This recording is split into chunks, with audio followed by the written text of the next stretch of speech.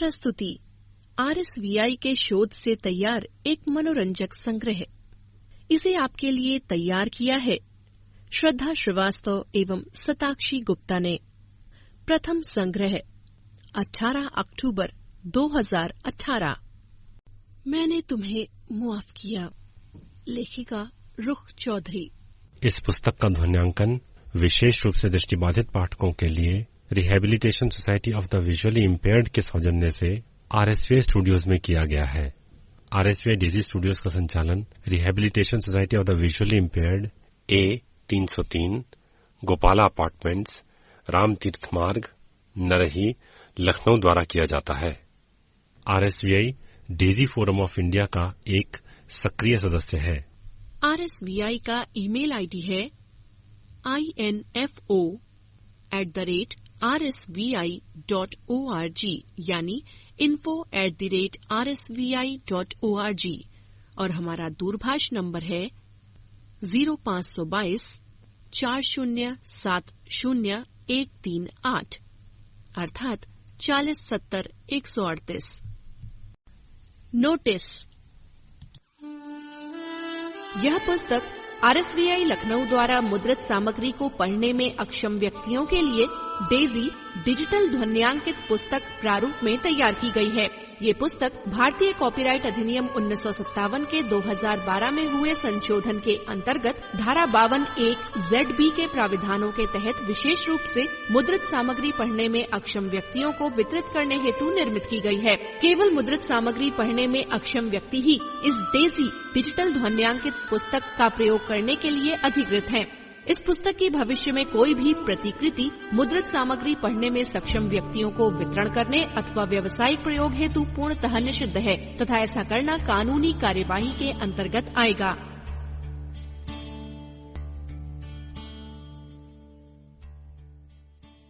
मैंने तुम्हें मुआफ किया, लेखिका रुख चौधरी। दिलचस्प असरदार कहानी। सुनहरी सुबह भीग रही थी जब उसकी आंख खुली। उसने फौरन बिस्तर छोड़ दिया। आज तो दोबारा नींद आने का सवाल ही न था। आज उसका यूनिवर्सिटी में आखिरी दिन था। आज के दिन का रंग ही अनोखा था। आज की तैयारी सबसे बढ़कर थी। उसने जीन्स के ऊपर डिजाइनर कुर्ता पहना और गले में स्कार्फ डालकर बालों को यूं ही खुला छोड़ दिया। कानों में मम्मा के लाए टॉप्स पहने जिनमें हीरे जड़े थे और वो उसके गोल चेहरे पर सजकर उसे और चमका गए।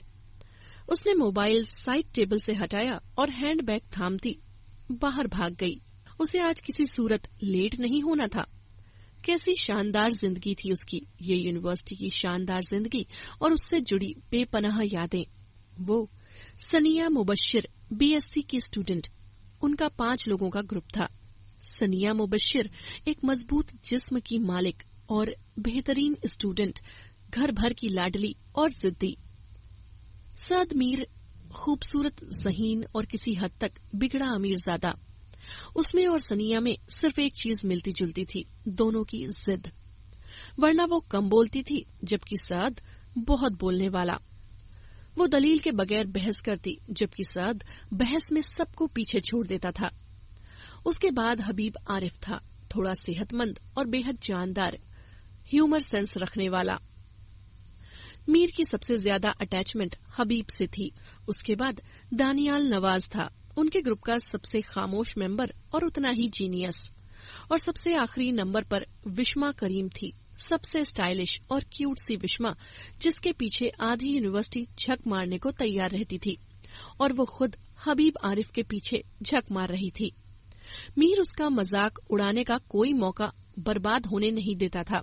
सद मीर वह अकड़ू और मगरूर इंसान था जिसे यूनिवर्सिटी की कोई लड़की अपने स्टैंडर्ड की नहीं लगती थी। वो अच्छा खासा हैंडसम और ग्रेसफुल था और लड़कियां भी उसे पसंद करती थीं, मगर आगे बढ़ने की इजाजत वो नहीं देता था। सनिया की कॉलेज के जमाने से ही मंगनी हो चुकी थी। उसका मंगेतर शाहजेब फ्रांस में होता था, इसलिए अपने आप को उन तमाम बुराइयों से अपनी तरफ से बची हुई समझने वाली सनिया को उस वन मैन का इंतजार था जो फ्रांस में उसके लिए बैंक बैलेंस बना रहा था। इस पर भी मीर उसका मजाक उड़ाया करता था कि सनिया ऐसे मंगेतर की मालिक थी जो अपनी मंगेतर को यूं भुला हुआ था जैसे लोग गुनाह करके भूल जाते हैं। दानियाल का कम बोलना भी मीर का निशाना बना रहता था। वो किसी को भी बख्शने का कायल न था। हंगामों से भरे 4 साल आज खत्म हो रहे थे। अगले महीने साद मीर को अपने बाबा की मेरठ वाली फर्म ज्वाइन करनी थी। हबीब सऊदी अरब जा रहा था, दानियाल जॉब ढूंढ रहा था और सनिया मुबश्शिर की शादी थी। कितनी अजीब सी बात थी, वो एक हाथ की 5 उंगलियों के जैसे 5 दोस्त अलग हो रहे थे। उन सबकी जिंदगियां मुकम्मल तौर पर बदलने वाली थीं। उनकी दिलचस्पियां, काम और मकसद बदलने वाला था। शाहजेब भारत आ चुका था। शादी की तारीख तय हो चुकी थी। वो खुद विश्मा के साथ हर वक्त शॉपिंग करती पाई जाती। अगर कभी गलती से मीर का मैसेज आ जाता तो वो रिप्लाई इतना लेट करती कि वो तंज करता, तुम जैसी लड़कियों की वजह से मार्केट चलती है, तुम जैसी बेमुराद, बेवकूफ, फजूल खर्च और अक्ल से पैदल। जवाब में वो बस हंसे जाती। वो खुश थी, बेहद खुश। उसकी जिंदगी बड़ी सीधी सादी सी गुजरी थी, जिसमें शाहजेब के अलावा किसी मर्द की जगह नहीं थी। बाकी रहे मीर, हबीब और दानियाल तो वो सिर्फ दोस्त थे, जस्ट फ्रेंड्स। अगला दृश्य। आज वो उन सबको शादी का कार्ड देने आई थी। एक एक करके घर जाने के बजाय उसने सबको लंच पर इनवाइट कर लिया था, जहां वो सब इकट्ठे थे। सब वैसे ही थे। हबीब की अगले हफ्ते फ्लाइट थी। विश्मा उसके जाने के गम में उदास नजर आती थी। दानियाल को पुणे में जॉब मिल गई थी और अगले महीने से ज्वाइनिंग दे रहा था। मगर साद मीर वैसा नहीं था। वो अजीब हो गया था। उसके चेहरे पर संजीदगी थी जो उसके चेहरे का हिस्सा न होने की वजह से बिल्कुल सूट नहीं कर रही थी। और सबसे बड़ी बात कि उसकी बड़ी बड़ी भूरी आंखों के नीचे डार्क सर्कल नजर आ रहे थे। सभी मीर को देखकर हैरान थे, मगर सनिया ज्यादा ही हैरान थी। उसके लिए हंसते मुस्कुराते चेहरे की बजाय इस संजीदगी और उदासी की लपेट में आए चेहरे को देखना ज्यादा मुश्किल था। वो बार बार पूछ रही थी, मगर वो टाल गया। और जब उसने हबीब से पूछा तो वो जो खुद को मीर का यारेगार कहा करता था, वो भी नजरें चुरा गया। सनिया के लिए ये बात खासी उलझन भरी थी, मगर वो उन सबसे शादी पर आने का वादा लेकर घर चली आई। उसे समझ नहीं आ रहा था कि मीर को क्या परेशानी थी। भला कोई ऐसी चीज थी जो उसे परेशान कर पाती? वो तो परेशानी का सॉल्यूशन निकालने वाला बंदा था, कभी भी किसी बात को खुद पर सवार न करता था। फिर अब न जाने ऐसा क्या हुआ था। मगर उसे ज्यादा सोचने का मौका न मिला, क्योंकि अगले हफ्ते उसकी शादी की रस्में शुरू हो गईं। विश्मा मेहंदी के रोज उसकी तरफ आई थी। अपनी निगरानी में उसे मेहंदी लगवाई। रात देर तक वो सब जागते रहे। अगली सुबह बहुत देर से जागे थे, मगर चूंकि फंक्शन रात का था इसलिए कोई फिक्र न थी। घर भर में मेहमानों का अंबार था, हर तरफ आवाजें। ऐसे में कजिन्स की बातें हंस हंस कर उसकी पसलियां दुख रही थीं। बहुत दफा इंसान को एहसास नहीं होता कि हंसना भी ध्यान से चाहिए। बेवजह हंसना सिर्फ दिल को ही मुर्दा नहीं करता, बल्कि कई बार आने वाले वक्तों की भी हंसी छीन लेता है। बिल्कुल वैसे ही जैसे रिज़्क भी इंसान अपने हिस्से का ही खा सकता है, इसी तरह गम और खुशियां भी शायद गिने चुने होते हैं और इंसान किस कदर बेखबर है। उसने बेचैनी से घड़ी देखी। बारात को आए घंटा भर हो चुका था, मगर अभी तक निकाह पढ़ने वाला निकाह पढ़ाना क्यों शुरू नहीं कर रहा था। वह ब्राइडल रूप में विश्मा, कजिन्स और कुछ दूसरे फ्रेंड्स और क्लास फेलोज के साथ बैठी थी। सब हंसी मजाक कर रही थी, पर न जाने क्यों उसके दिल को अजीब सी बेचैनी लगी हुई थी। अचानक बाहर एक शोर सा उठा, भागते दौड़ते कदमों की आवाज और फिर धाड़ की आवाज से दरवाजा खुला और एक लंबा सा शख्स अंदर आया, जिसके चेहरे पर वहशत और जिसकी आंखों में लाली थी, और वो काले रंग का एक पिस्टल लहरा रहा था।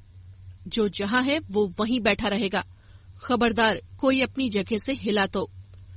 वो ऊंची आवाज में दहाड़ा था। सनिया पीले पड़ते चेहरे के साथ देखती जा रही थी। ये सब क्या हो रहा था, उसे समझ नहीं आ रहा था। और फिर उसने निकाह पढ़ाने वाले को अंदर आते देखा।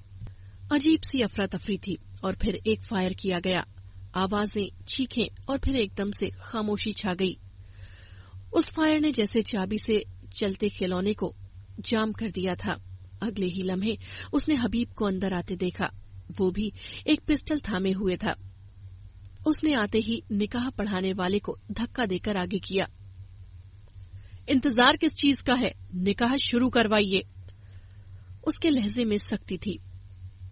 निकाह पढ़ाने वाले साहब दम साधे आगे बढ़े और उसके साथ वाली कुर्सी पर बैठ गए, जो शायद इसी मकसद के लिए खाली रखी गई थी।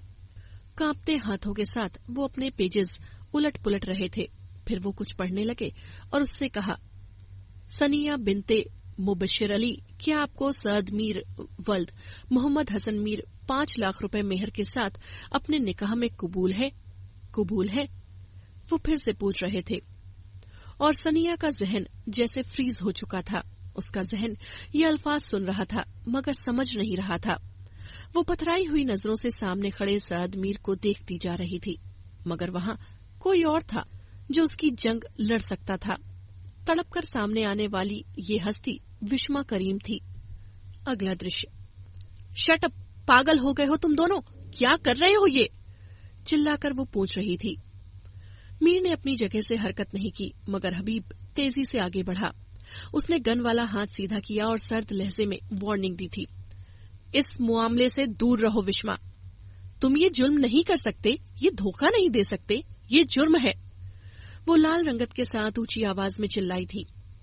हबीब के चेहरे पर लाली उभरी। उसने बर्दाश्त न किया और उल्टे हाथ का भरपूर थप्पड़ विस्मा को मारा। वो लड़खड़ाकर चीखती हुई एक तरफ गिर गई। आपको किस चीज का इंतजार है मौलवी साहब, निकाह शुरू कीजिए, वो हुक्म के अंदाज में बोला था। मौलवी साहब हड़बड़ाकर फिर से जुमला दोहराने लगे। वो उसी तरह खामोश थी। वो उसे इकरार चाह रहे थे। फिर हबीब ने मौलवी साहब को इशारा किया कि वो इकरार को छोड़े और साइन करवाए, मगर वो होश में होती तो कुछ करती। वो उसी तरह बेजान टांगों के साथ बैठी रही। जब उसने मीर को अपने साथ बैठते देखा, उसके अंदर लम्हा भर को हलचल मची। उसने सनिया का हाथ पकड़कर कलम उसे थमाया और बहुत धीरे से उसके कान में कहा था, साइन करो सनिया। और सनिया ने देखा उसकी आंखों में ऐसी दरिंदगी और वहशत थी कि लम्हा भर को भी वो अगर देर करती तो मीर न जाने क्या कदम उठाता। उसने जैसे आने वाले वक्त की खतरनाकी देखी और अपनी जात की किरचियां देखी और फिर खामोशी से साइन करती चली गई। उसके बाद मीर के साइन का नंबर आया और यूं वो सनिया मुबशिर से सनिया सअद बन गई। उसने मीर को अपनी तरफ बढ़ते देखा और अगले ही लम्हे उसका सर इतनी शिद्दत से घूमा कि वो चकरा गिरी थी। दोस्त वो है जो हर बुरे वक्त में, हर आजमाइश में, हर तकलीफ में आपका साथ दे, आपका बाजू बने, आपको सहारा दे। दुश्मन वो है जो आपके बुरे वक्त की तमन्ना करे, आपकी आजमाइश पर खुश हो, आपकी तकलीफ पर खुशी मनाए। मगर उन दोनों के अलावा भी कुछ लोग हैं, दोस्त जैसे दुश्मन। जाहिर में सच्चे दोस्त हरदम आपका दम भरने वाला, हर लम्हा आपका हौसला बढ़ाने वाले, मगर हकीकत में आपकी पीठ में खंजर घोंपने वाले, दिल ही दिल में आपसे हसद करने वाले, आपको नाकाम देखने की चाहत रखने वाले, आपकी पीठ पर वार करने वाले। अगला दृश्य। कमरे में गहरा अंधेरा था और वो लंबा चौड़ा शख्स उल्टा बेड पर बिखरा हुआ था। हर तरफ खामोशी और तन्हाई थी। फिर आहिस्ता से दरवाजा चरचराया और एक शख्स अंदर आया। उसने हाथ मारकर कमरे की सारी रोशनियां जला दी। वो हड़बड़ाकर सीधा हुआ, मुड़कर देखा तो दानियाल था। दानियाल के चेहरे पर बेयकीनी थी और उस बेयकीनी के पीछे गहरा अफसोस था। दानियाल को रात हबीब ने कॉल करके बुलाया था। वो अपनी जॉब के लिए पुणे जा चुका था और इस सारे किस्से से एकदम बेखबर था। दानियाल, सअद ने उसे पुकारा। सअद? वो आहिस्ता से उसके सामने आ बैठा और गौर से उसको देखने लगा। और सअद को याद आया वो उसे स्कैनर कहा करते थे, क्योंकि वो इंसान को इतने गौर से देखता था कि पल भर में जैसे एनालिसिस करके रिपोर्ट पेश कर देगा। अब भी उसने सअद को दोनों कंधों से थामा और गहरे अफसोस में डूब गया। तुमने ये क्या कर लिया है सअद? ये तुम नहीं हो। वो कितना सही कह रहा था। ये रोशन चेहरे वाला सअद कब था?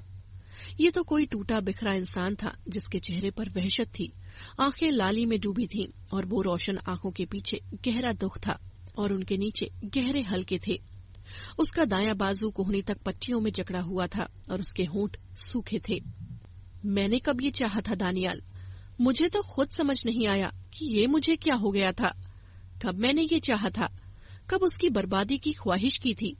कब उसकी तलब ने मुझे इतना बेखुद किया कि मैं सही और गलत का फर्क ही न जान सका? देखो ना दानियाल, ये मुझे क्या हो गया? वो बोलते बोलते थक गया। उसकी लाल आंखों में नमी थी और उसके होंठ कपकपा रहे थे। गलत, बिल्कुल गलत कह रहे हो तुम। क्यों काबू न किया खुद को? क्यों उन सब ने तुम्हें इतना बड़ा कदम उठाने दिया? क्यों तुम्हारा साथ दिया? वो उसे झंझोड़ कर कह रहा था। दानियाल प्लीज। पीछे से हबीब की आवाज आई। उसने गर्दन मोड़कर देखा तो हबीब अंदर दाखिल हो रहा था। अपने पीछे वो दरवाजा बंद करना नहीं भूला था। तुम्हें यहाँ मैंने इसलिए नहीं बुलाया कि तुम सअद को सेल्फ कंट्रोल सिखाओ। अगर तुम मदद नहीं कर सकते तो कंडम भी मत करो। उसका लहजा रूखा और सर्द था। तुम्हें क्या हो गया है हबीब? मुझे गलत क्यों समझ रहे हो? उसे अफसोस हुआ। तुम दोस्त हो, तुम्हारा काम है तुम साथ दो, न कि सही गलत का सबक पढ़ाते फिरो। उसका अंदाज दो टूक था। मैं दोस्त हूँ इसलिए कह रहा हूँ कि गलत काम में साथ क्यों दूं? इस बार दानियाल भी चटक कर बोला था। ये इसको देखो। हबीब ने सअद का बाजू पकड़कर उसके सामने करते हुए कहा, जो कि पट्टियों में जकड़ा हुआ था। ये मर रहा था, उसके बगैर ये मर जाना चाहता था। इसे अपना खून देकर बचाया है मैंने, इसलिए अब तुम इसे मारने की कोशिश मत करो। हबीब ने दोनों हाथ जोड़कर माथे से लगाकर कहा था। दानियाल के चेहरे का रंग बदला था। अब वो दोनों कुछ देर खामोश रहे। फिर हबीब उसे धीमे अंदाज में बताने लगा कि वो चाहते हैं कि वो सनिया को कन्विंस करें। वो उसे समझाएं कि अब और हंगामे से क्या हासिल, जो होना था वो हो चुका था। ये काम वो दानियाल से इसलिए करवाना चाहते थे कि सनिया ने उसे उस सारे तमाशे के दौरान अपने घर में नहीं देखा था। जरूरी बात थी कि वो उसे बेकसूर ही समझती, इसीलिए उसने खास तौर पर दानियाल को पुणे से बुलाया था। कुछ देर बाद दानियाल हबीब के साथ उस कमरे में गया जहां सनिया थी और उसका चेहरा अफसोस व शर्मिंदगी से लाल पड़ गया था। कुछ देर बाद ही वो वापस आ गया और आते ही बरस पड़ा। यार तुम लोग इंसान हो कि जानवर? हद हो गई। कल से उसे नींद का इंजेक्शन देकर सुलाया हुआ है, ऊपर से इतना सामान लदा हुआ है उस पर। उसका इशारा ज्वेलरी की तरफ था, क्योंकि सनिया तब से अब तक लगातार उसी तरह दुल्हन के लिबास में थी। दानियाल की बात पर तीनों ने एक दूसरे को देखा। ये काम तुम्हें ही करना होगा सैद। दानियाल का लहजा धीमा था। सैद ने थोड़ी परेशानी से होंठ काटे। जाहिर है गन पॉइंट पर ही सही, मगर उसका निकाह हुआ था और वो उसका शौहर था। वो सुस्त कदमों से उसकी तरफ बढ़ गया। वो बेड पर बिखरी सी पड़ी थी, सीने तक उसे कंबल उड़ा दिया गया था। वो दरवाजा बंद करता आहिस्ता आहिस्ता चलता उसके पास आ गया। बेड के एक तरफ उसकी जरूरत की चीजों का ढेर लगा हुआ था, जो उसने खुद खरीदा था। कितना यकीन था उसे कि वो अपने उस मिशन में कामयाब हो जाएगा। जभी तो उसने सनिया के आने से पहले ही सब खरीद लिया था। उसके सिरहाने बैठकर वो एकटुक उसका चेहरा देखता रहा। उसका मासूम चेहरा, आंसुओं के निशानों से सजा चेहरा। उसने खुद को संभालते हुए आहिस्ता से हाथ बढ़ाया और उसका हाथ थाम लिया। उसका हाथ ठंडा था, किसी बेजान चीज की तरह ठंडा। उसे अजीब सी तकलीफ हुई। उसने बेसाख्ता उसका हाथ अपने दोनों हाथों में थाम कर रगड़ा, जैसे उसमें जिंदगी की गर्मी फूंकना चाहता हो। उसके नाखून बहुत खूबसूरत थे और उन पर लाल रंग की लाली लगी हुई थी। वो उसकी उंगलियों की रिंग्स उतारने लगा, फिर उसकी कलाइयों से चूड़ियां, उसके माथे से बिंदिया और झूमर, फिर उसके कानों से झुमके और आखिर में उसकी गर्दन के नेकलेस की बारी आई। सारी ज्वेलरी उतारकर उसने साइड टेबल की दराज में डाल दी और गर्दन अच्छी तरह साफ करने के बाद उसके दुपट्टे पर लगी अनगिनत सेफ्टी पिन्स खोलने लगा। उस मासूम के बाल पूरी तरह जकड़े हुए थे, जाने उसे कितनी तकलीफ हुई होगी। उसका दिल खून हुआ था। ये सिंगार उसके नाम का नहीं था। उसने ये मांग जबरदस्ती अपने नाम की बिंदिया से सजाई थी। ये खूबसूरत चेहरा उसकी मिल्कियत कब था? उसने ये हक हथियार के जोर पर हासिल किया था। उसका दिल इतना डूबा कि वो बेसाख्ता उसे सीने में छुपाकर सिसक उठा। ये क्या हो गया था उससे? अजीब सी बेबसी थी। वो अंदर तक उदास था। अगला दृश्य। उसकी सनिया से बातें कितनी ही देर होती रही थी। वो पूरी तरह होश में थी और उसने अपने पर मुकम्मल तौर पर काबू पाया हुआ था। वो यूनिवर्सिटी के जमाने वाली सनिया दिखाई देती थी, मजबूत सोच और हर मुश्किल के लिए तैयार। उसने दानियाल की बात खामोशी से सुनी थी, जो कि उसे सअद की खराब जहनी हालत के बारे में बता रहा था और उसे सअद के उस एक्शन की नाकाम सफाई देने की कोशिश कर रहा था। उसने दानियाल को नहीं टोका। उसे पता चल गया था वो तीनों दोस्त थे। जैसे हबीब ने दोस्ती निभाई थी, वैसे ही वो भी दोस्ती निभा रहा था। वो वाकई सिर्फ आपस में दोस्त निकले थे। उसने दानियाल की बात खत्म होने पर सिर्फ उससे एक सवाल किया था, अगर मेरी जगह तुम्हारी इकलौती बहन एमन के साथ ये होता तो क्या तुम उसे इस तरह सामने बिठाकर अपने दोस्त की जस्टिफिकेशन देते? उसका अंदाज चुभता हुआ, सर्द और सख्त था। दानियाल का रंग पीला पड़ा। सनिया ने नजरें फेर ली। उसे अपना जवाब मिल चुका था और जब दानियाल वापस सअद और हबीब के पास पहुंचा तो उसने लफ्ज लफ्ज सारी कहानी उनके कानों में उड़ेल दी। सअद की आंखों में एक अजीब सी रंगत उतर आई थी। कुछ देर वो तीनों आपस में बात करते रहे। आखिरकार वो इसी बात पर राजी हुए थे कि अब सिर्फ सअद को ही आगे बढ़कर सनिया को मुतमईन करना पड़ेगा। वो थोड़ा बेचैन मगर खामोश था। हबीब उसे गले मिलकर ढेरों तसल्लियां देकर बाहर निकला था, मगर दानियाल को एक ही दुख था कि उसका आना बेकार गया था। वो उनकी कोई मदद न कर सका था, जिसका उसे गहरा अफसोस था। अगला दृश्य। सनिया की शादी की खबर जिस दिन उसे मिली वो पहला दिन था जब उसके दिल को धक्का सा लगा था। उसने ऐसा कब सोचा था कि उसका गुमशुदा मंगेतर सच में वापस लौट आएगा और यूं एकाएक उसकी शादी भी फिक्स हो जाएगी। उस रात वो सो न सका। सारी रात उसकी रॉकिंग चेयर झूलती रही। उसे वो हमेशा से पसंद करता था, मगर आज से पहले तो उसे यही लगता रहा था कि वो एक अच्छे दोस्त की हैसियत से पसंद करता था, मगर उसे एक दिन एहसास हुआ था कि वो दोस्ती से आगे जा चुका था। मगर तभी उसने सोचा कि उसका ज़मीर उसे इजाजत देगा कि वो एक ऐसी लड़की के बारे में सोचे जो जल्द ही किसी और की होने वाली थी। पता नहीं ज़मीर इजाजत देता था या नहीं, मगर वो उसके बारे में सोचता रहा और रात गहरी होती गई, उसकी सोचों की तरह गहरी। वो सोचता रहा, क्या ये मुमकिन है कि वो उसकी हो जाती? अगली सुबह उसकी आंखें लाल और उदास थीं। वो टूट रहा था। हालांकि वो कितना मजबूत था, कितना मुश्किल था कोई उस पर असरअंदाज हो पाता। अगला दिन बीता और उदास शाम उतर आई और पहले से ज्यादा डरावनी हो गई। उसे अपने जज्बों की शिद्दत और बेलगामी से डर लगने लगा। ये मोहब्बत किस कदर जालिम होती है। किसी को अपने दिल में बसाने से पहले कैसे खुद को तोड़ना पड़ता है। अपने दिल का दरबार ढाकर उस इंसान के लिए दोबारा सजाना पड़ता है, जैसे उसे करना पड़ा था। अगली रात फिर जागते गुजरी। उसका चेहरा उतरता गया।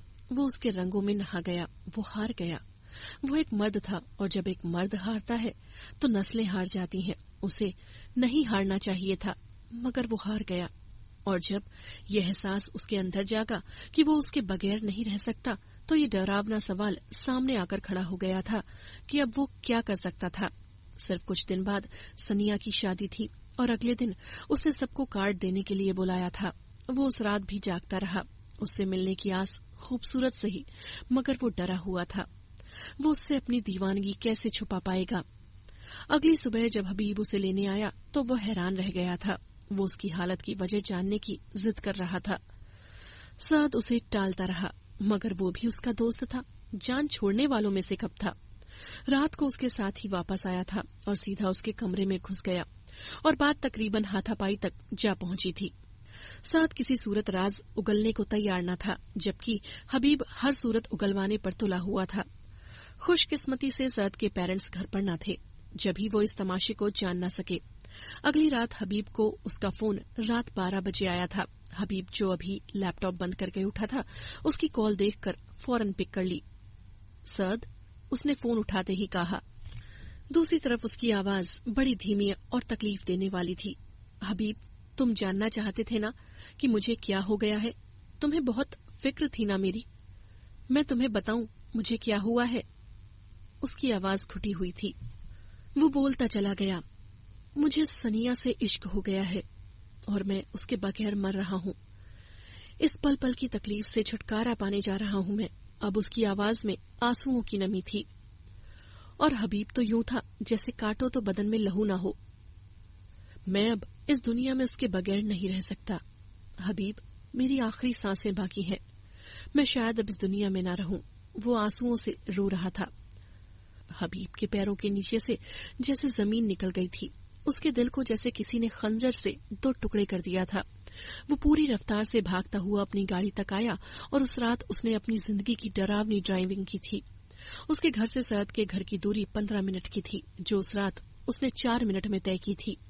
और गाड़ी से उतरकर बिना दरवाजा बंद किए वो उसी तरह भागता हुआ सअद के कमरे की तरफ आया था। वो लॉक्ड था। उसने इतनी घबराहट से दरवाजा को ठोकर मारी कि वो पहली बार में ही टूट गया। वो अंदर दाखिल हुआ तो सअद उसके सामने था। वो कारपेट पर बैठा हुआ था और उसकी दाईं कलाई खून से भरी हुई थी और उसकी आंखें बंद थीं। वो जिंदगी और मौत की सरहद पर खड़ा था। कुछ सांसें बाकी थीं, शायद गिनती की सांसें, बस। वो उड़ता हुआ उस तक आया और इधर उधर किसी चीज की तलाश में नजरें दौड़ाई थीं, मगर फिर उसने अगले ही लम्हे शर्ट उतारी और उसके बाजू को सख्ती से बांधा। उसे उठाकर कंधे पर डाला और वापस गाड़ी की तरफ आया और कुछ पल के बाद उसकी गाड़ी हॉस्पिटल के गेट पर रुकी थी। वो जानता था ये पुलिस केस था। हॉस्पिटल वाले किसी तरह उसे एडमिट न करेंगे, मगर वो इसका इंतजाम भी कर सकता था और इसके लिए उसे सिर्फ 2-4 फोन करने पड़े थे। उनका ब्लड ग्रुप मैच करता था। ब्लड की जरूरत पड़ी तो उसने अपने दोनों बाजू आगे कर दिए। हबीब आरिफ ने उस रात सअद मीर को बचा लिया था। ये बात उसके सामने बाद में आई थी कि सअद के पेरेंट्स लंदन गए हुए थे, जहां उनकी इकलौती बेटी ब्याही हुई थी, और उस रात वो घर में बिल्कुल अकेला था। बल्कि पिछले कई दिन से वो तन्हा ही था, वरना उसकी हालत पर जरूर सवाल पूछे जाते। अगले दिन उसे डिस्चार्ज कर दिया गया। वो हबीब से बहुत नाराज था। वो उससे बात नहीं करता था, मगर जब हबीब अपनी निगरानी में उसकी बैंड चेंज कराता तो वो बस चुपचाप देखता रहता। जब हबीब उसके लिए सूप लेकर आता तो वो मुंह दूसरी तरफ कर लेता, और जब वो जबरदस्ती उसे पिलाता तो वो पी लेता। हाँ, वो उससे बहुत नाराज था। भला क्यों बचाया था उसने उसे?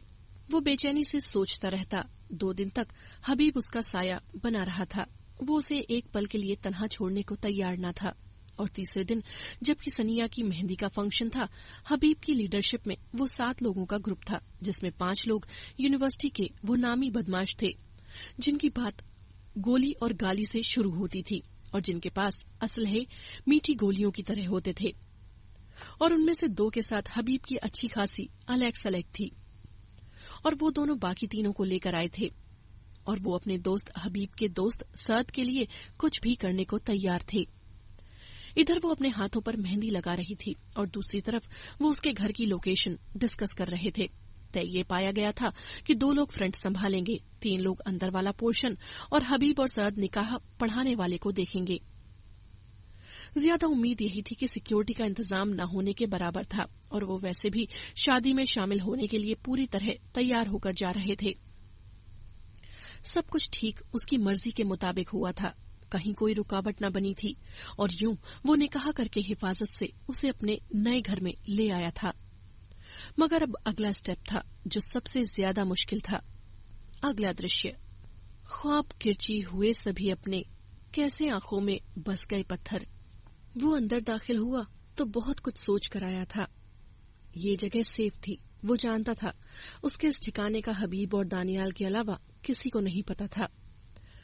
मम्मी पापा का फिलहाल वापस आने का कोई मूड नहीं था, सो वह सेफ था। मगर फिर एहतियात के तौर पर उसने अपनी नॉर्मल इस्तेमाल में आने वाली गाड़ी छोड़कर दूसरी गाड़ी इस्तेमाल की थी और अपनी सिम को बंद करके एक नया नंबर लिया था। जब वो अंदर दाखिल हुआ तो वो कमरे में कहीं नहीं थी और बाथरूम से शावर की आवाज आ रही थी। उसने एक लंबी सांस लेकर दरवाजा लॉक कर दिया, फिर तसल्ली से बेड पर आ बैठा। कमरा गैर मामूली तौर पर सिमटा हुआ था, हर चीज ठिकाने पर थी। उसे हैरत हुई। वो कुछ सोचता हुआ बेड पर लेट गया। कुछ देर बाद बाथरूम का दरवाजा खुला और वो बाहर आई। सअद की नजरें उस पर जम गईं। वो उसके खरीदे गए ड्रेस पहने हुई थी और ये खरीदते वक्त उसने वाकई नहीं सोचा था कि इस कदर सजेगा उस पर। एक लम्हे के लिए वो उस पर से नजर नहीं हटा सका। उसके बाल गीली लटों की शक्ल में उसके कंधे पर गिरे हुए थे। उनकी कटिंग बदली हुई थी और उनका कलर भी अलग था। शायद उसने बाल डाई किए थे।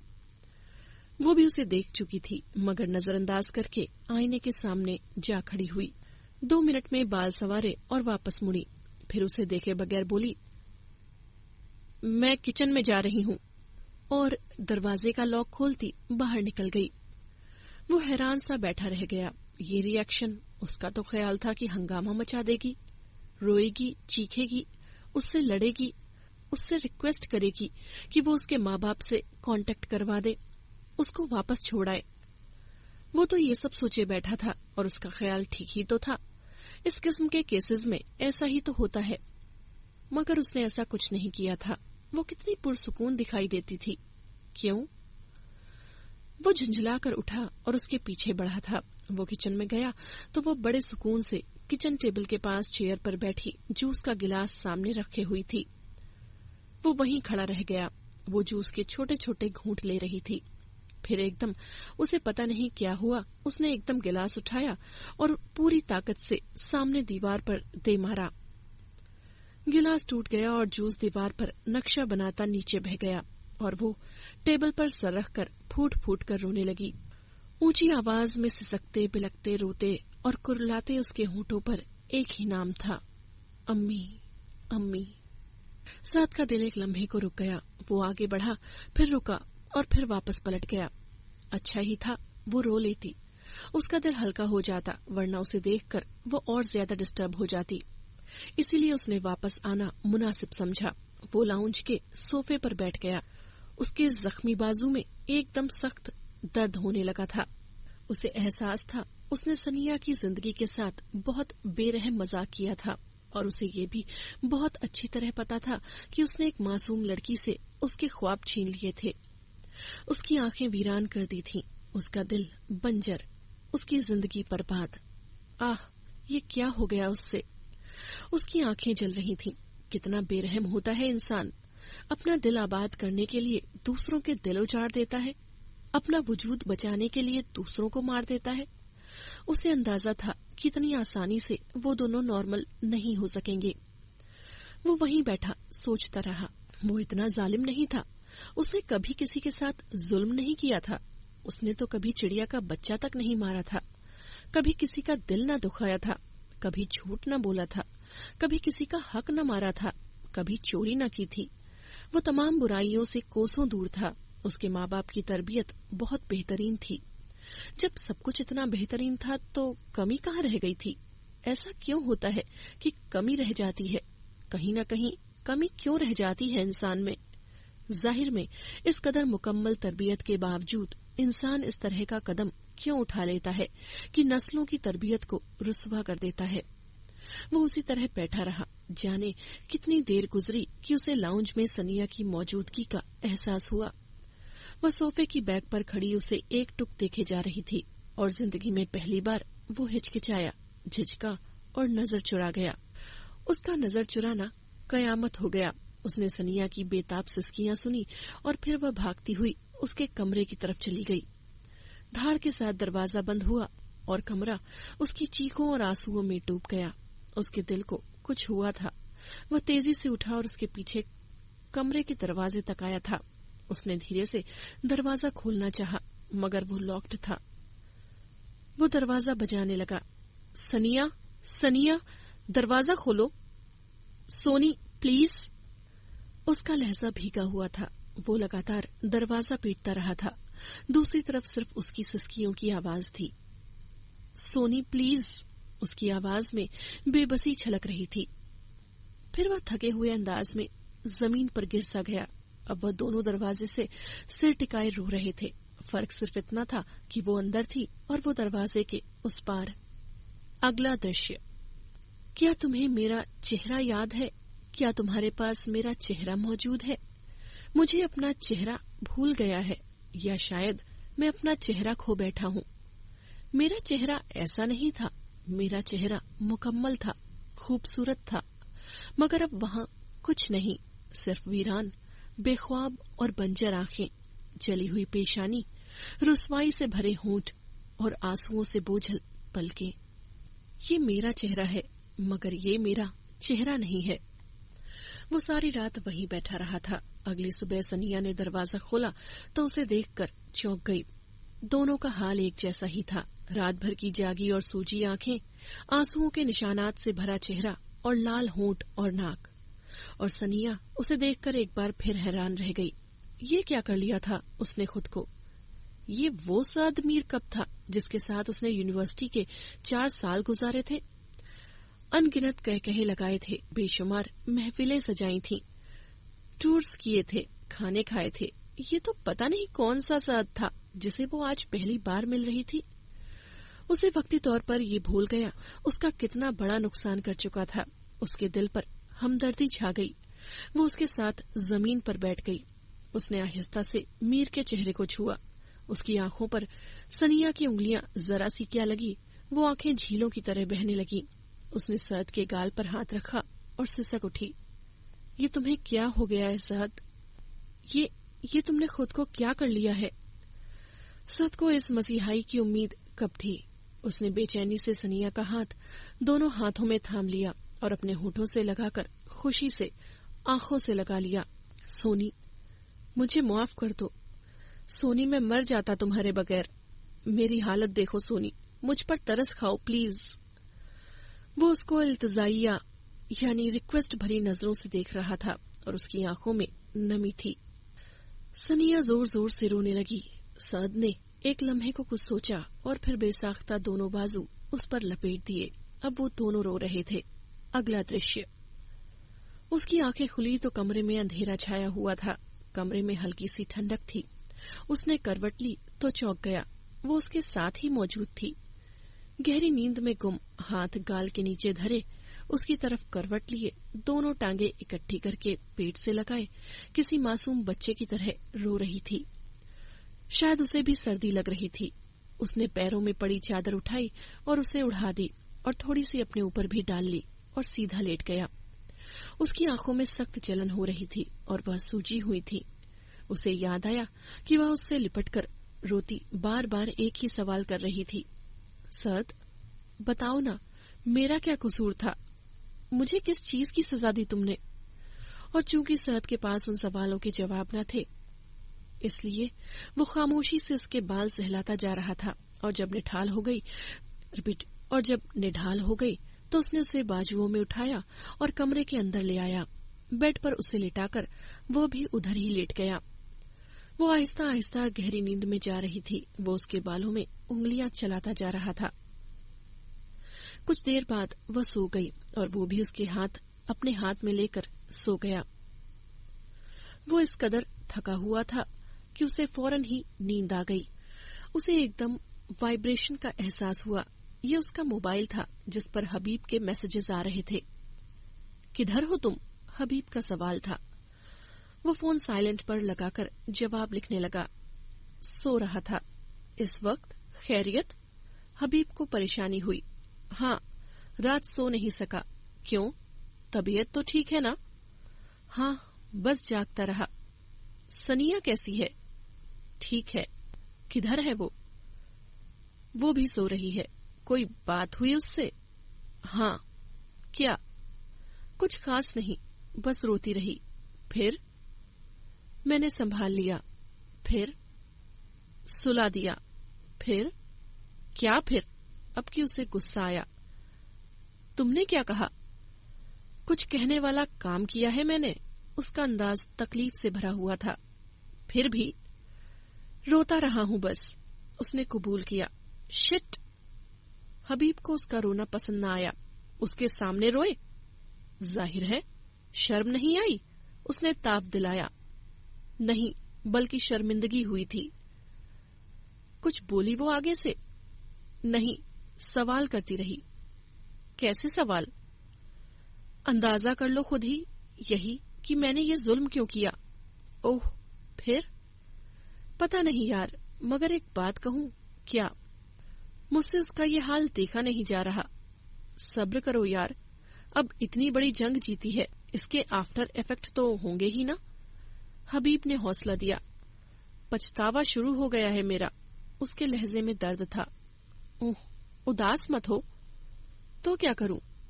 मेहनत की है, अब फल खाओ। वो हंस दिया था। दफा हो जाओ। उसे बुरा लगा। ओके, वो वाकई दफा हो गया। बेस्ट फ्रेंड का फायदा हर मूड को समझता था। सहद ने एक लंबी सांस लेकर फोन एक तरफ डाल दिया और दोबारा उसे देखने लगा। वो अभी तक सो रही थी और उसे इस तरह देखना कितना खूबसूरत लग रहा था। उसके होठों पर मुस्कुराहट आ गई। वो कितनी प्यारी लग रही थी इस तरह सोते हुए कि साद बस उसे देखता जा रहा था। हबीब सही कह रहा था, उसे उस पल उससे इत्तेफाक हुआ था। अगला दृश्य। साद मीर अपनी मनमर्जी करते हुए सिर्फ एक बात भूल गया था, वो ये कि सनिया की सबसे बड़ी कमी उसकी जिद थी। जिद जो हर रिश्ते की खूबसूरती को गहना देती है। जिद जो इंसान को गलत होने के बावजूद गलती कबूल करने नहीं देती और अपने गलत होने पर ही डट जाने पर मजबूर कर देती है। और पिछले 11 दिन से वो लगातार उसकी जिद को भुगत रहा था। वो अपनी जिद पर उतर आई थी। दिल करता तो कमरे से बाहर आती, वरना पूरे दिन के लिए कमरा बंद, दरवाजा बजाता रहता। दिल करता तो उसकी खुशामद करने पर दोने वाले ले लेती, वरना मुंह बंद करके एक तरफ पड़ी रहती। उसके लाख मनाने पर भी उसकी बात सुनने पर राजी न होती और उसकी ये जिद उसकी सेहत पर बुरी तरह असरअंदाज हो रही थी। वो बेखबर न थी, बस वो उसको इसी तरह जलील करना चाहती थी शायद। शुरू दिनों में ऐसा भी हुआ कि उसने बड़े बर्दाश्त से सद से उसके इस काम की सफाई बड़े आराम से मांगी थी। वो बिजनेस पढ़ी हुई थी, हर बात लॉजिक और रीजन के साथ करती थी। नहीं जानती थी कि वह पगला, वो झल्ला जिस जाल में फंस चुका था, वहां लॉजिक और रीजन का क्या काम।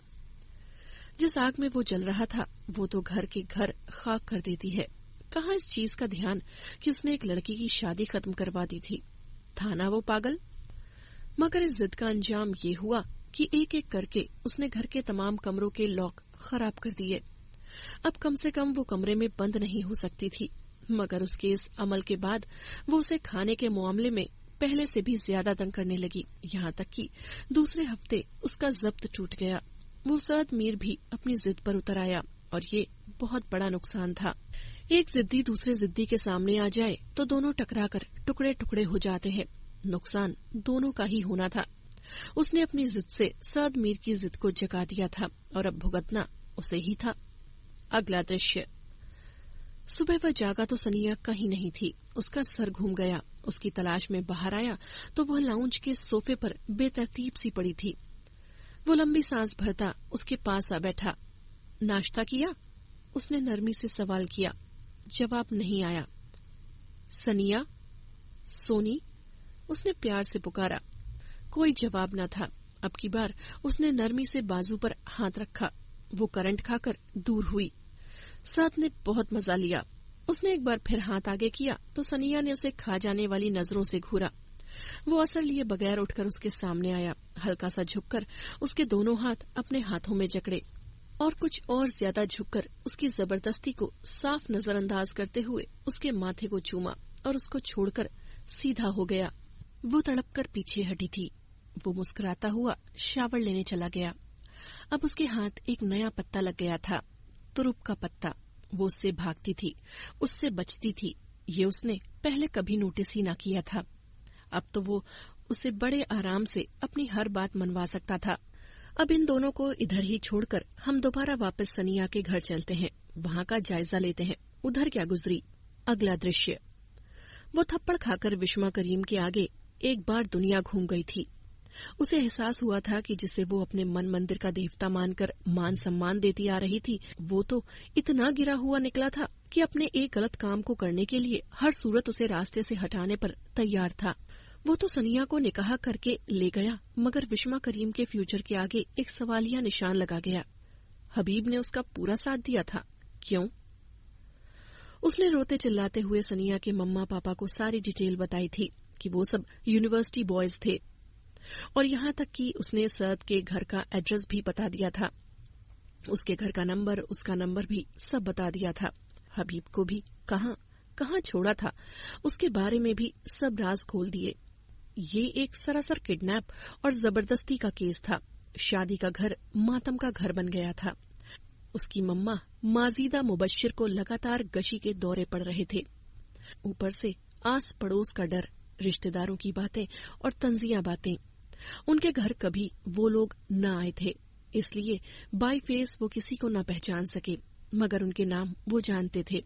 और बाकी डिटेल जब विश्मा ने दे दी तो मुबश्शिर हयात ने वक्त पर अपने हवास बहाल रखते हुए अपने कुछ दोस्तों को फोन किए। बात अब छुपाने वाली रही ही कहाँ थी। जब ठीक निकाह के वक्त उनकी इज्जत की धज्जियां उड़ गईं, तो अब रही सही इज्जत बचाकर वो क्या करते। इसीलिए उन्होंने मुकम्मल डिटेल बताई थी। पुलिस ऑफिसर उनके जानने वाले थे, वरना उन्हें न जाने कितने सवालात के जवाब देने पड़ते, मगर इसके बावजूद भी उन्हें जवाब देने पड़े थे। पुलिस ऑफिसर ये यकीन करना चाहते थे कि वो सनिया की कोई पर्सनल इन्वॉल्वमेंट न थी। अगर बाद में निकली तो हम कुछ नहीं कर पाएंगे। इसका यकीन तो माजिदा मुबश्शिर को था कि उनकी बेटी बिल्कुल ऐसे किसी लड़के के साथ इन्वॉल्व नहीं हो सकती थी, मगर मुबश्शिर हयात फिक्रमंद थे। वो माँ थी, हमेशा बेटी के बारे में अच्छा ही सोचती, मगर हकीकत से नजर नहीं चुराई जा सकती थी।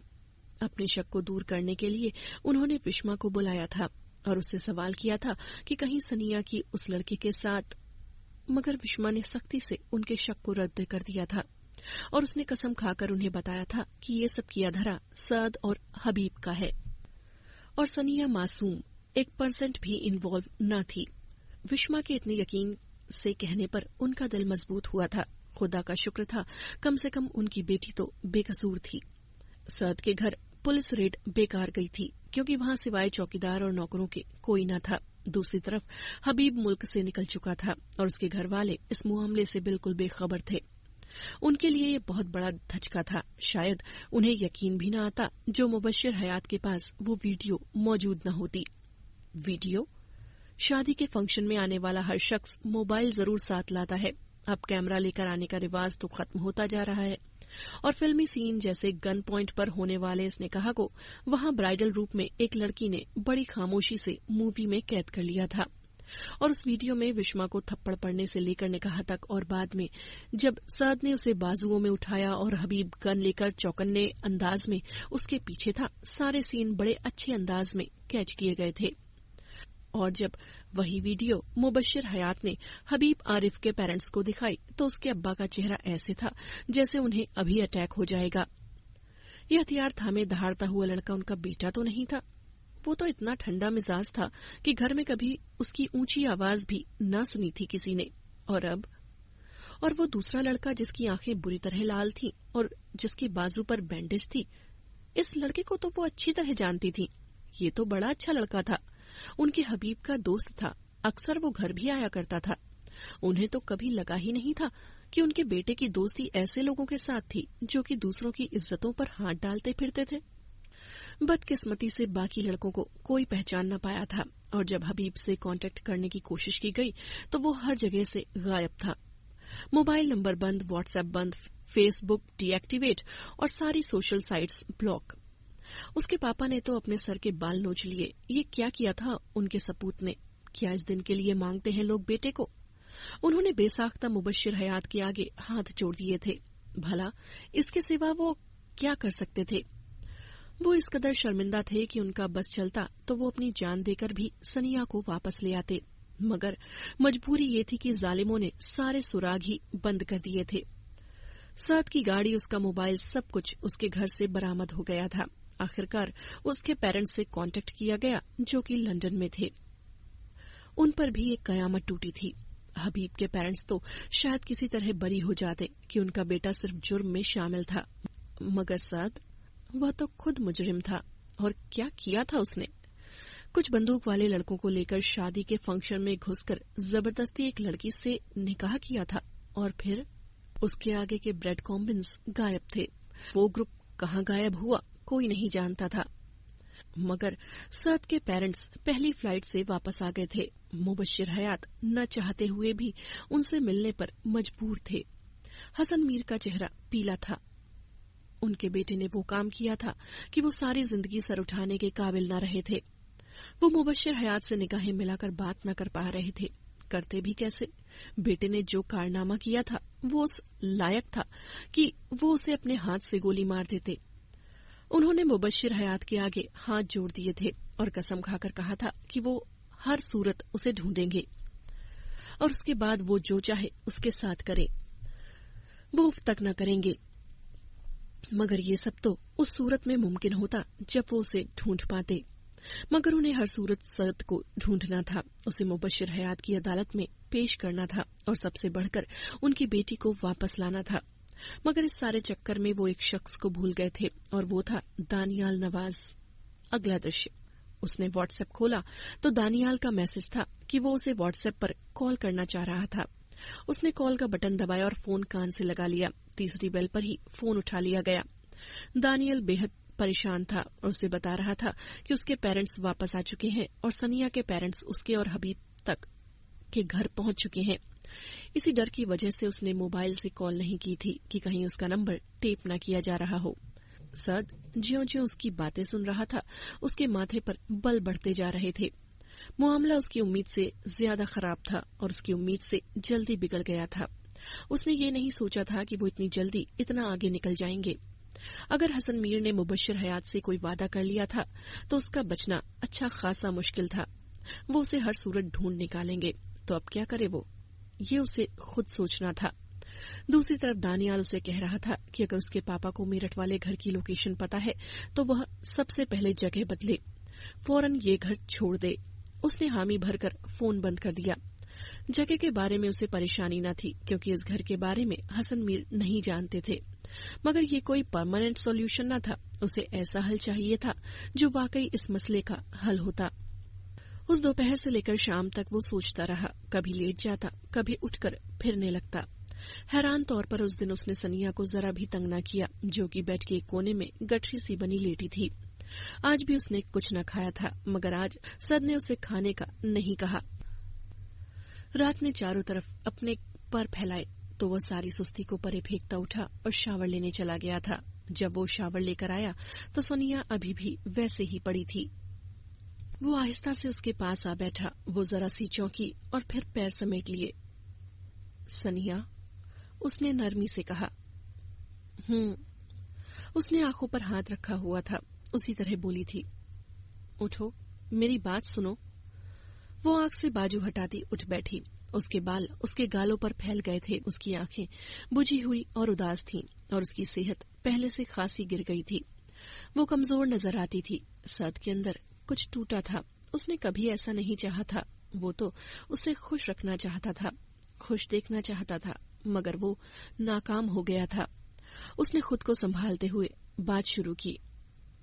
मैं जानता हूँ मैंने कुछ अच्छा नहीं किया, मगर मैं मजबूर था। यकीन करो, शायद मैं अपने आप को तुम तक आने से पहले खत्म कर देता। और वो एक लम्हे को रुका और उसका चेहरा देखा। वो मजबूरी से उसकी बात सुन रही थी और उसके चेहरे पर साफ बेजारी नजर आती थी। अगर उस रात हबीब न होता तो शायद मैं अब तक यूं तुम्हारे सामने न होता। उस रात मैंने खुद को खत्म करने की कोशिश की थी। मैंने सुसाइड कर ली थी। उसके अंदाज में दर्द था और वो अपने बाजू को देख रहा था जिस पर 7 लंबी लकीरें थीं। उसने 7 जगह से अपनी कलाई पर कट लगाए थे। सनिया की आंखें हैरत से फैल गईं और उनमें बेपनाह डर भर गया। उसने बेयकीनी से सद को देखा। सद ने खामोशी से उसके सामने बाजू कर दिया। सनिया ने उसके बाजू को देखा तो एक बार फिर चौंकी। ये बाजू तो उसका बैंडेज में रहा था ना कितने ही दिन। उसे याद आया, हबीब ने मुझे बचाया और फिर। खैर, आगे की कहानी तुम जानती हो।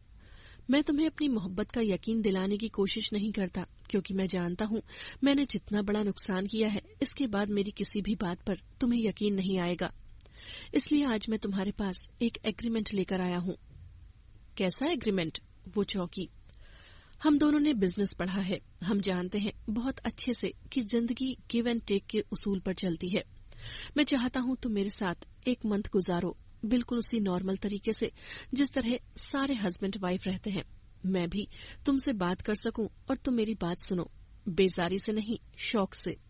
तुम मेरा ख्याल रखो, तुम मेरे लिए मुस्कुराओ। हाँ सोनी, मैं तुम्हें मुस्कुराता देखना चाहता हूँ, मगर बेफिक्र रहो, ये सब सिर्फ 1 महीने के लिए होगा। उसके बाद वो आहिस्ता से रुका। उसके बाद मैं तुम्हें वापस छोड़ाऊंगा, उसने मजबूती से कहा। उसने बेयकीनी से सद का चेहरा देखा। और अगर तुम अपनी बात से फिर गए तो? उसके लहजे में बेयकीनी बोल रही थी।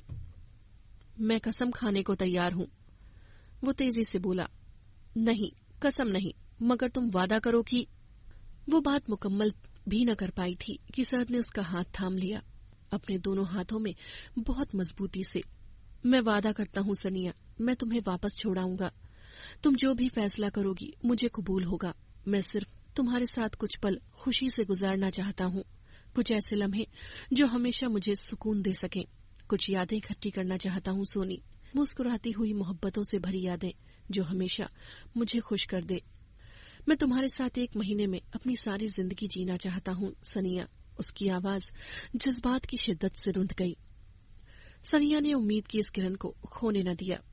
मुझे मंजूर है, वो बेसाख्ता बोली। अगला दृश्य, वो दोनों उस वक्त शॉपिंग के लिए आए हुए थे। इतने दिनों बाद बाहर निकलकर सनिया को भी फ्रेश फील हो रहा था। उसे बाहर लेकर जाते हुए सद ने उसे बस इतना ही कहा था, मैं चाहता हूँ तुम मेरी पसंद पहनो, ओढ़ो, बस। उसके होठों पर हल्की सी मुस्कुराहट थी।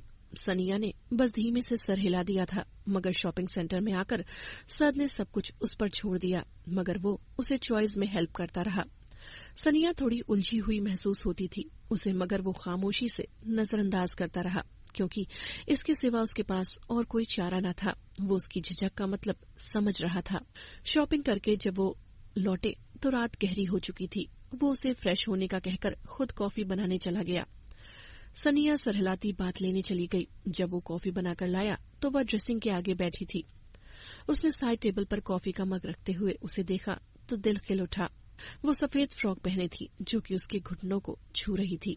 उसके साथ रेड दुपट्टा था जो उसने सर पर लिया हुआ था। वो उसके करीब चला आया। वो दोनों कलाइयों में चूड़ियां पहन रही थी, लाल चूड़ियां। वो खामोशी से ड्रेसिंग से टेक लगाए उसे देखता रहा। कुछ मंजर बताने की हद से बाहर निकल जाते हैं, इसलिए वो बताने में नाकाम था कि उसे क्या महसूस हो रहा था। उसने नजर उठाकर सद को देखा तो उसके चेहरे पर साफ घबराहट थी। सद की आंखों में मोहब्बत और नरमी थी। उसने एहतियात से कदम आगे बढ़ाया और सनिया को दोनों कांधों से थाम लिया। फिर बहुत धीरे से बोला था, मुझे एक इजाजत चाहिए सनिया। कैसी इजाजत? मैं तुम्हारे साथ गुजरे हर लम्हे को कैमरे में कैद करना चाहता हूँ। मैं यादों की वो दौलत इकट्ठी करना चाहता हूँ सोनी। मैं वादा करता हूँ कि मैं उन तस्वीरों को हमेशा सीक्रेट रखूंगा, ना तो किसी को दिखाऊंगा और ना ही किसी और तरीके से तुम्हारे खिलाफ इस्तेमाल करूंगा। उसका लहजा मजबूत और यकीन दिलाने वाला था। सनिया ने बस हाँ में सर हिला दिया। सद का चेहरा रोशन हो गया। वो उससे बातें तो नहीं करती थी, मगर उसकी बातें जरूर सुनती रहती थी और अब वो उसे नाश्ता बनाकर भी देती थी। वो बेहद खुश होता था। एक एक निवाले पर उसकी तारीफें करता और फिर जिद करके बहुत प्यार से कुछ निवाले खुद उसे खिलाता था। और जब वो शावर लेकर आती तो उसे पास बिठा लेता था। उसके बालों की लटें अपनी उंगली पर लपेट कर उसे देखे जाता। वो इतनी कॉन्फिडेंस सी लड़की कंफ्यूज हो जाती और जब उससे सवाल करती कि वो ऐसे क्यों देख रहा है तो वह बस मुस्कुराकर उसके माथे को चूम लेता। बहुत सी बातों के जवाब में उसका यही रिएक्शन होता था जो कि सनिया को खास तौर से हैरान कर दिया करता था।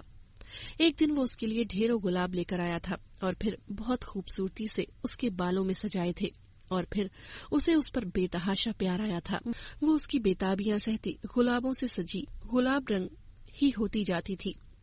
मगर खुशी की बात ये थी कि सद को अब सनिया का रवैया बदला हुआ महसूस होता था। वो अब जैसे उसको कबूल कर चुकी थी। वो अब कभी कभार उसकी मासूम शरारत पर हंस भी देती थी और हाँ, अब वो उसकी बातों पर चुप नहीं रहती थी। वो उसे मजे ले लेकर तंग करती थी, उसे याद दिलाती थी कि वो यूनिवर्सिटी में कितना अकड़ू और बदतमीज था। वो आगे से शर्मिंदा हुए बगैर हंस देता था और उसे बताया था कि वो उसके इश्क में किसी काम का नहीं रहा, वरना एक जमाने में लड़कियां उस पर मरती थीं। अब वो खुद उस पर मरता था। वो आगे से लाल पड़ जाती। कभी कभार वो उससे अजीब सी फरमाइशी करता, कहता बहुत सर में दर्द है, सर में मालिश कर दो। और एक दफा तो उसने हद ही कर दी। आधी रात को तकलीफ से कराहता हुआ उठ बैठा कि उसके शोल्डर में पेन था। वो उसके शोल्डर्स दबाती रही, फिर मालिश भी की। फिर वो उसकी गोद में ही सरक कर सो गया। सनिया ने भी उसे तंग न किया कि उस बेचारे को इतना दर्द था कि अब वो इतनी मुश्किल से सोया था। उसने कंबल उस पर ठीक किया और खुद भी वैसे ही आंख बंद कर ली। एक दिन वो मोबाइल में लगा था और सनिया वैसे ही उसके पास आ बैठी थी। जब उसने मोबाइल सनिया की तरफ बढ़ाया, तुम्हें भी कैंडी क्रश पसंद है ना? चलो तुम खेलो। उसने कहते हुए सनिया को खींचकर अपने सीने से उसकी पीठ टिका दी और कंबल ठीक किया। कुछ पल तो वो खामोश सी रही। क्या अंदाज था, यानी कि वो सअद के सीने से पीठ टिकाकर लेटी थी और सअद ने दोनों बाजू उसके ऊपर लपेट रखे थे और ठोड़ी उसके सर पर टिकाई हुई थी और मोबाइल उसके हाथ में दिए उसके खेलने का इंतजार कर रहा था। वो कुछ हिचकिचाकर खेलने लगी और सअद के होठों पर बेसाख्ता गहरी मुस्कुराहट आ गई। वो उसे अब तंग कर रहा था। वो सही मूव लेती तो उसको मशवरा देता और गलत मूव लेती तो हंसता। वो भी अब एंजॉय कर रही थी। वाकई ये गेम दानियाल के अलावा वो चारों खेलते थे और हमेशा एक दूसरे के रिकॉर्ड ब्रेक करते रहते थे। अब वो रुक रुक कर उसके बाल, उसका माथा और उसके गाल चूम रहा था। वो वाकई झल्ला था। हर रोज दिन गिनता था और कितना उदास हो जाता था कि उसके पास सनिया बहुत कम मुद्दत के लिए रह गई थी। जैसे जैसे दिन गुजर रहे थे, सअद की आंखों में एक मुस्तकिल उदासी और बेचैनी नजर आती थी और उसकी शिद्दतें बढ़ती जा रही थीं। अगला दृश्य। ये 1 महीने और 11 दिन बाद की बात थी जब हसन मीर के घर का दरवाजा खुला और जबरदस्त अंदाज में एक काली कार पोर्च में आ रुकी। शुरुआती दिसंबर के दिन थे और हसन मीर अपने मिसेस के साथ लॉन में बैठे चाय पी रहे थे। फिर कार के अगले दरवाजे खुले और सअद और सनिया बाहर आ निकले। हसन मीर के हाथ में चाय का कप कपा गया। उन्होंने तेजी से कप टेबल पर रखा और उठ खड़े हुए। नाइला का चेहरा सफेद हो गया था। उन्होंने भी हसन की तरह देखा और खड़ी हो गईं। सअद और सनिया अब उनके बिल्कुल करीब आते जा रहे थे। वो सअद था, उनको यकीन न आया था। वो बेहद कमजोर दिखाई देता था, मगर उसकी आंखों में चमक थी और उसके साथ वो प्यारी सी लड़की थी। हाँ, वो सनिया ही थी। अस्सलाम अलैकुम पापा, मम्मा। उसने करीब आकर यूं सलाम किया जैसे रोज का मामूल यानी रूटीन हो। उसके अंदाज में कोई शर्मिंदगी न थी, न ही वो ओवर रिएक्ट कर रहा था।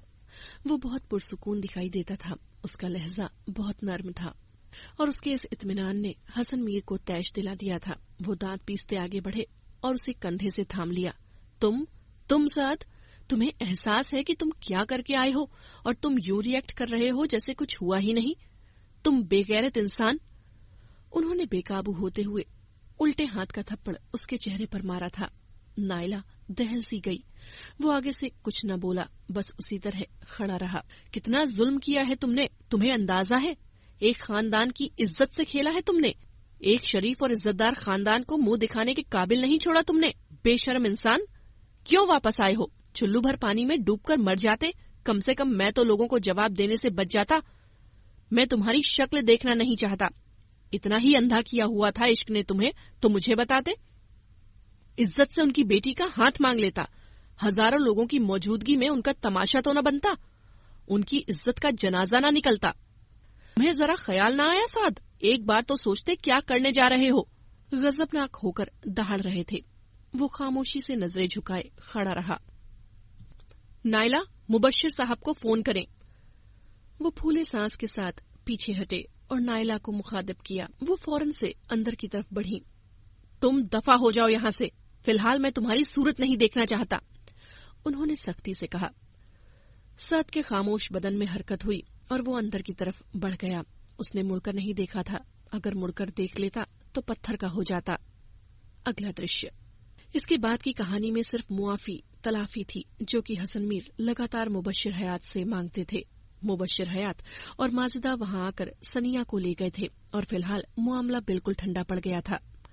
मगर दोनों खानदान इस बात को अच्छी तरह जानते थे कि वो उस जबरदस्ती के बनाए गए रिश्ते को इतनी आसानी से खत्म नहीं कर सकते। ये अलग बात थी कि नाइला और हसन को सनिया इतनी पसंद आई थी कि वो हर दूसरे दिन उससे मिलने चले जाते थे, जो कि खामोशी से अपने कमरे में वक्त गुजारती थी। और जब वो माजिदा से मिली तो उसने इतना ही कहा था, सअद मेरा दोस्त था मम्मा, यूनिवर्सिटी के 4 साल हमने इकट्ठे गुजारे और मुझे अंदाजा ही न हो सका वो मेरे बारे में दोस्ती से हटकर सोचता था। अब समझ में आता है मम्मा कि क्यों अल्लाह ताला मर्द व औरत का आज़ादाना मेलजोल पसंद नहीं करता। क्यों वो कहता है कि दोस्ती की कोई भी किस्म मर्द व औरत को भटकाकर गलती की तरफ ही ले जाती है। उसके लहजे में दर्द था। वो कितना सही कहता है न मम्मा। और अल्लाह से बढ़कर सच्चा कौन है? कैसे मुमकिन है कि मर्द व औरत की दोस्ती में जेंडर न आए? उसका फैसला तो अल्लाह ने शुरू से कर दिया था ना। ये रोग, ये ख्याल ही तो गंदगी है जो न दिल को पाकीज़ा रहने देता है न आमाल को। वो अब आंसुओं से रो रही थी। मैं सोचती रही कि आखिर मेरी गलती क्या थी, ऐसा कौन सा गुनाह किया था मैंने जो मुझ पर ये कयामत टूटी। तो मुझे एहसास हुआ कि मैं मासूम नहीं थी। लगातार 4 साल उसके हुक्म के खिलाफ चलती रही, उसको झुठलाती रही। मुझे अब पता चला कि हम जब उसको रद्द करते हैं तो हकीकत में अपने लिए गड्ढा खोदते हैं। वो बस रोती जाती थी और माजीदा अपनी लाडली को सीने से लगाए उससे चुप करवाती थी। अगला दृश्य।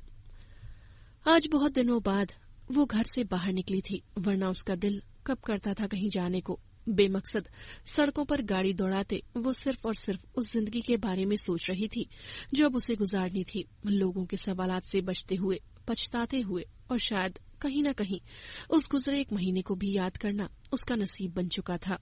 अम्मी अब्बू ने सब कुछ उसकी मर्जी पर छोड़ दिया था कि वो जो भी फैसला करती वो उसे कबूल करते। फैसला?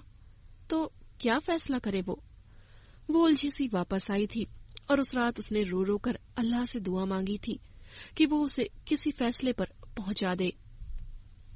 और अगली सुबह उसे अल्लाह का फैसला मिल गया था। जिस दिन से वो वापस आई थी, सद ने उससे कोई कांटेक्ट न किया था।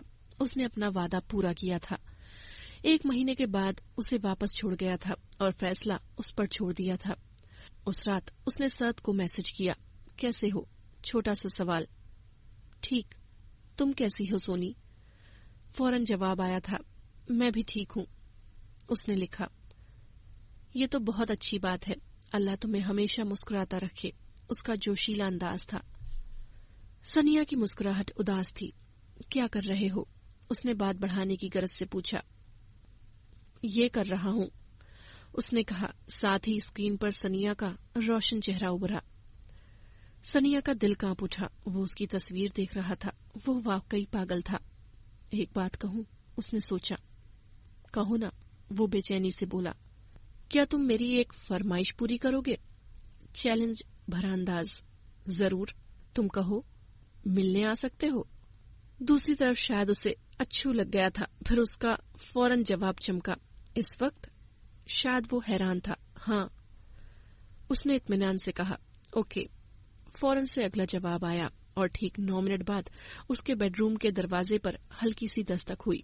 उसे यकीन नहीं आया। उसने फौरन दरवाजा खोला तो वो दरवाजे में खड़ा था। ऑफ व्हाइट शर्ट और ब्लैक पैंट में, बिखरे बालों समेत। शायद वो बेड से उठकर आया था। सनिया ने आहिस्ता से पीछे हटकर उसके लिए रास्ता छोड़ दिया। वो अंदर आ गया। सनिया ने दरवाजा बंद कर दिया। कुछ लम्हे खामोशी की नजर हुए। फिर उसने हिम्मत करके सद को देखा जो उसे देखता जा रहा था। बैठ जाओ ना, उसके अंदाज में झिझक थी। वो एक तरफ पड़ी कुर्सियों में से एक पर बैठ गया और सनिया बेड पर टांगी लटकाकर बैठ गई। उसे लफ्ज जोड़ने थे, उसे बात करनी थी, मगर कहाँ से शुरू करे समझ नहीं आ रहा था। मैंने फैसला कर लिया है, वो मुश्किल से बोली थी। सद का चेहरा लम्हों में सफेद पड़ गया। उसने सनिया को यूं देखा जैसे कोई सदियों का प्यासा पानी को देखता हो। फिर वो एकदम से अपनी जगह से उठा और उसके पैरों में आ बैठा। उसने दोनों हाथ सनिया के घुटनों पर रखे और उसके आगे झुक गया। तुम जो भी फैसला करो सोनी, मगर मेरी रिक्वेस्ट है, इससे पहले मुझे माफ कर देना। उसके होंठ कपकपा रहे थे और उसके हाथों के नीचे उसकी टांगें कपकपा उठी। सद, उसने सिसकी ली और दोनों हाथ सद के कंधों पर रख दिए। मैंने तुम्हें माफ किया सद। वो उसके बालों पर गाल रखे रो रही थी। मुझे पता नहीं था कि मुझे क्या फैसला लेना है। फैसला तो अल्लाह ने करवाया मुझसे। उसने मुझे उम्मीद की किरण दी है सद। उसकी सिसकियां बेख्तियार थीं। 1 माह 21 दिन पहले जिस काली रात में मैंने खुद को पाया था, उस अंधेरी रात की सुबह हो गई है सद। वो आ रहा है। अल्लाह ने उसे मुझे दिया है। वो तुम्हारा खून है, मगर मुझे उसे अपनी सांसों से सींचना है। उसके बाद मैं क्या फैसला ले सकती थी? फैसला तो अल्लाह ने कर दिया ना। वो शिद्दते जज्बात के उस दौर से निकलकर सीधी होकर बैठ गई थी, मगर उसके गाल अभी भी भीग रहे थे, जिन्हें वो हथेलियों से साफ करती थी। सद किसी पत्थर के बुत की तरह खड़ा था। फिर उसमें हरकत हुई और वो तड़प कर उठा और उसे कंधों से थाम लिया। सोनी, तुम सच कह रही हो? जज्बात की शिद्दत से उसका चेहरा लाल हो रहा था और उसकी आंखें भीगी थीं। उसने बेसाख्ता हाँ में सर हिलाया। सअद ने उसे बेकरारी से खुद में समा लिया। सोनी, मेरी जान, मेरी सनिया। वो उस पर कुर्बान हो रहा था और जब उनके आंसू थमे तो वो दोनों एक दूसरे को देखकर हंस पड़े। सनिया ने सच ही तो कहा था कि जिस तरह हर मुश्किल के साथ आसानी है, उसी तरह अंधेरी रात की सुबह भी जरूर होती है। उन दोनों को भी एक चमकता जुगनू मिल गया था, मगर रास्ता इतना आसान भी नहीं था। उसे अभी सबको मनाना था। मम्मी, पापा, सनिया के पेरेंट्स को मनाना था, मुआफी मांगनी थी।